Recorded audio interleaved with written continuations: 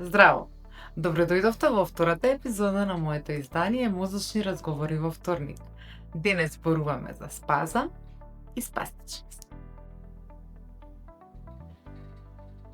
Ајде најнапред да ги разјасниме поимите на спазам и спастичност.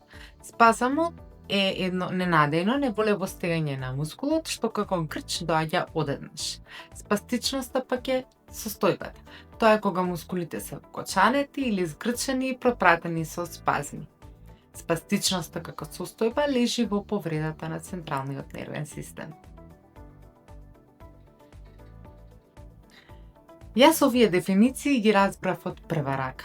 За жал пред 6 години мора итно да ме оперираат и тоа беше едно болно, стресно и навистина непријатно искуство. Она што е важно е она што се случи после операцијата.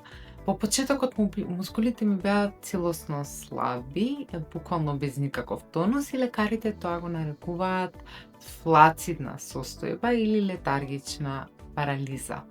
Едноставно деловите од телото ми беа опуштени и скоро без никаква сила. Она што почна драматично да се менува е после вториот месец или во половината на вториот месец после операцијата, тогаш почна еден вид на вкочанатост, затегнатост, па дури и болка. Тогаш ги почувствував првите симптоми на спастичност.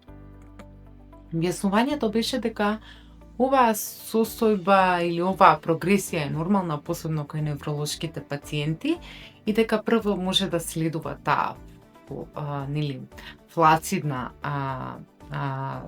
фаза или состојба, во после тоа да следи спастичноста. Физиотерапевтите велат дека и покрај тоа што спастичноста е непријатна и ограничувачка, и тоа како може да помогне во процесот на физикална терапија. Бидејќи мускулите во тој момент на спастичност имаат малку посилен тонус и полесно се одржуваат некои одредени пози или пак се изведуваат подобро некои пасивни движења кај пациент.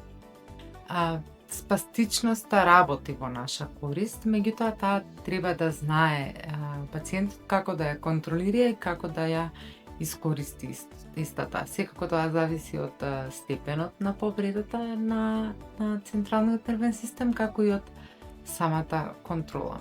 Можеме да кажеме дека е охрабрувачко тоа што и покрај се лошо што се случува, може во тој даден момент тоа и не е баш негативна работа.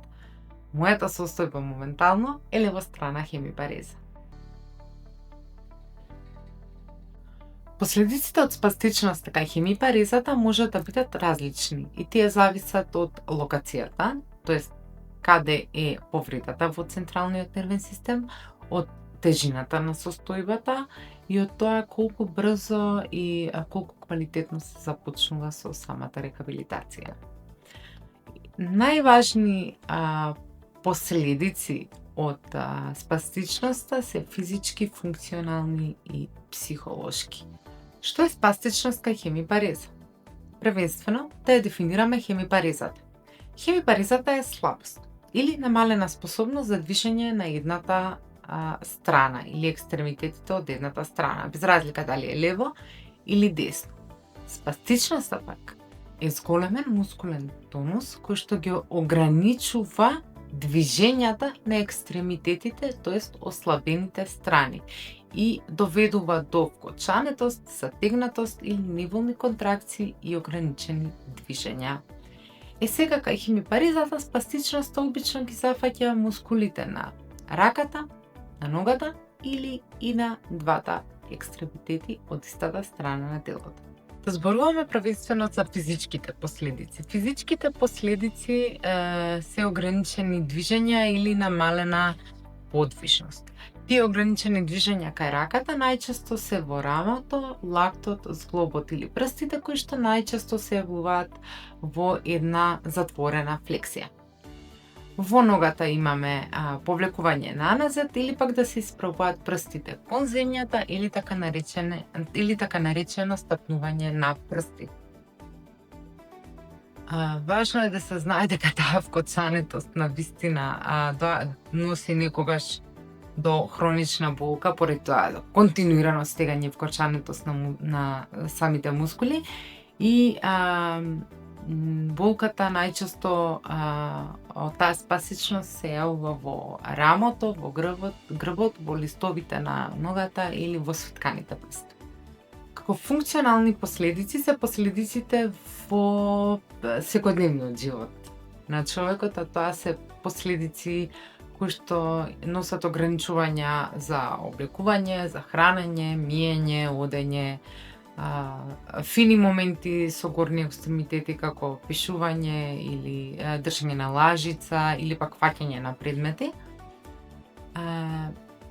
Самата спастичност, доколку не се третира на било кој начин, а најмногу со истегнување, кое што е многу важно, може да доведе и до контрактури кои што се всушност скратување на тетивите и мускулите и може тоа скратување да донесе до хронично ограничување на екстремитетот за движење кој што се нарекува контрактура. Заради тоа е многу важно да се пијат веројатно и лековите кои што се препишани за како мускулни релаксатори, но и физикалната терапија да биде почнато навремено и квалитетно.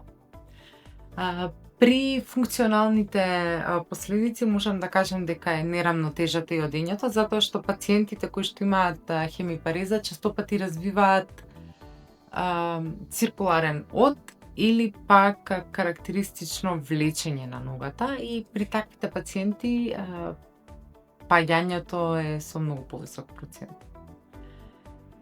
Самата спастичност, самото невежбање, самото недвижење може да доведе до и неправилна рехабилитација, повторно ќе кажам, може да донесе до деформации на телото, на начин што, например, рамото ќе биде погоре или лактот и зглобот ќе бидат свртени кон внатре или пак ногата ќе ротира.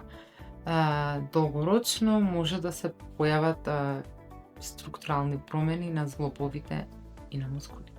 Третите и најважни последици, јас би рекла, а кои што се и причината заради кои што јас го почнав овој разговор во вторник, се психолошките последици. Психолошките последици носат до анксиозност, до депресија, фрустрација и срам од тоа како изгледа пациентот, до степен на кој што тој се оддалечува од социјалната средина, од социјалниот живот, па дури се оддалечува од она кој бил тој за еден ден повторно да се врати да биде оној независен човек кој што бил некогаш.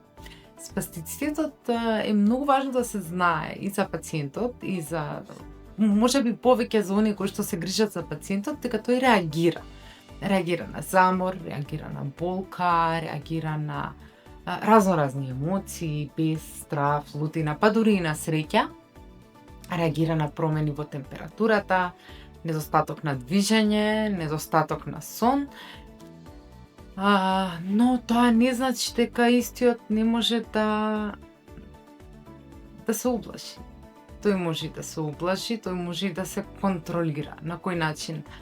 Првенствено со рехабилитација, физикална терапија, окупацијска терапија, со разни помагала и ортози, со лекови кои што служат како мускулни релаксатори, а според мене еден од најважниот лек за телото и за умот е музиката, заради тоа што музиката го релаксира нервниот систем, го намалува стресот и го намалува мускулниот тонус во екстремитетите.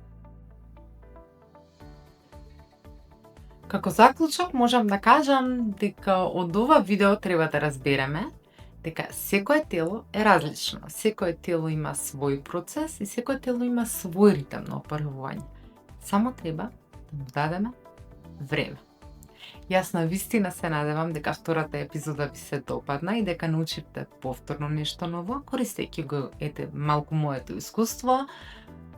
И навистина се надевам дека доколку имате вие некоја идеја за да зборуваме во некоја од следните епизоди, ќе ми ја споделите во коментари. Доколку вие имате некое слично искуство, исто така ве очекувам во коментари и се разбира, се гледаме следниот вторник.